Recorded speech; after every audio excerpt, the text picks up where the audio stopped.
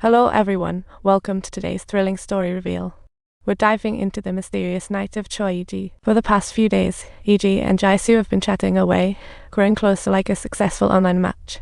But that night, as Jaisu left, the heavens opened up like a dramatic scene, so EG rushed out with an umbrella. What a gentleman.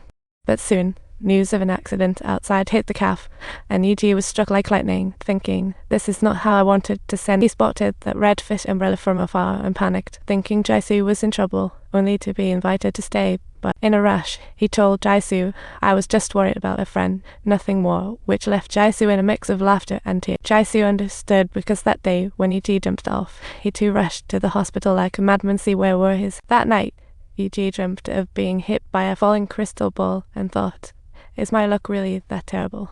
He braved up to tell Jaisu of his reincarnation, citing a secret only they knew, leaving Jaisu in disbelief and tears. Subtitle: I really am Choi, he exclaimed with emotion, as if he were currently taking part in a major reality show. However, a sudden car accident shattered all hopes, and Jaisu was gone like a script rewrite. EG was injured and dazed, and the driver was none other than the rich heir, Park Tae-woo. Reflecting on his past experiences, it seemed every rebirth tied back to this guy as if fate or a scripting issue. From plane crashes to extreme skydiving to assassin encounters, EG felt like the star of a thriller movie, way too dramatic. EG lost his mind, thinking, this is too much, I need to teach Death a lesson. He snatched Death's gun, fired away, only for Death to calmly say, kid, you're so naive. Death coldly replied, you know, everything is planned, Jaisu was meant to go, and you are merely a side note. At this moment, EG decided to stop overthinking and strode back, thinking, I have to deal with this jerk. After that, he activated his 8th reincarnation, turning into a twisted killer, ready to pursue the heights of art. His room was filled with bizarre art, and the air was thick with a metallic smell, like an art exhibit setup gone wrong. He realized the original host had an artistic gift since childhood, but never received recognition until a suicide incident sparked inspiration. To his surprise, his artwork went viral in galleries and sold for high prices.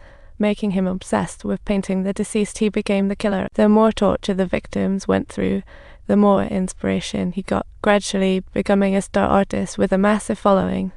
However, all of this came at the cost of 20 lives. See, talk about playing with fire.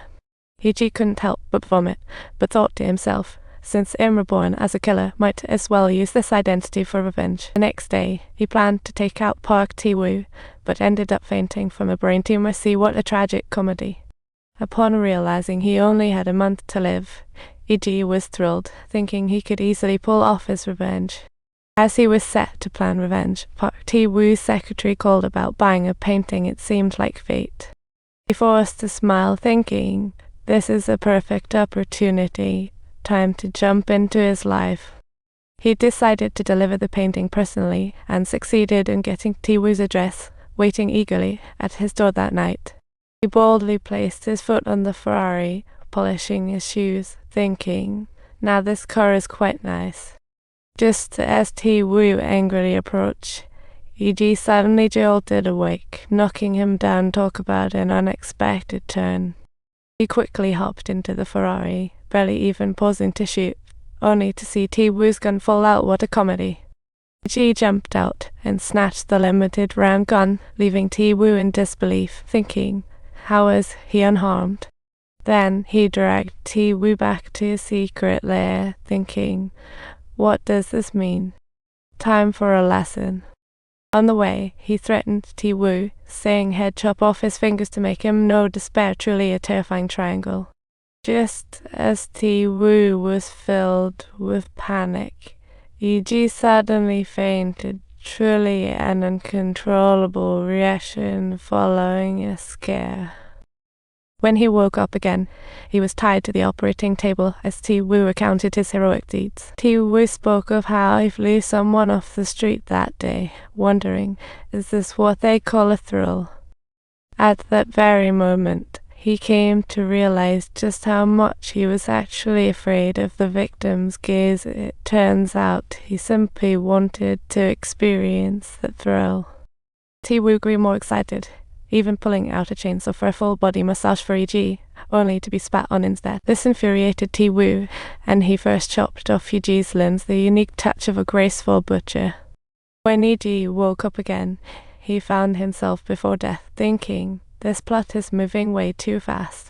Death began to mock him, but E.G. suddenly heard the horn of victory, thinking, "That's right, I don't want to kill Ti-Woo." He pretended to faint, preparing to record all of Ti-Woo's actions. See what a genius reversal. Just as he was starting to act, he ran into an old acquaintance on the street. The kid was still up to no good, ready to stab him again. E.G. wouldn't back down, flipping the tables and knocking him down, becoming a symbol of justice. See such a heroic turnaround. This act went viral online, and he became a national idol overnight. Makes you want to write a song for him. He hurried to copy surveillance video, brought cops for investigation and petition action. When the cops discovered the bloodstains, E.G. smugly handed the dismemberment footage to the reporter, only to find out the station chief was one of Ti-Woo's people. This really is a familiar script.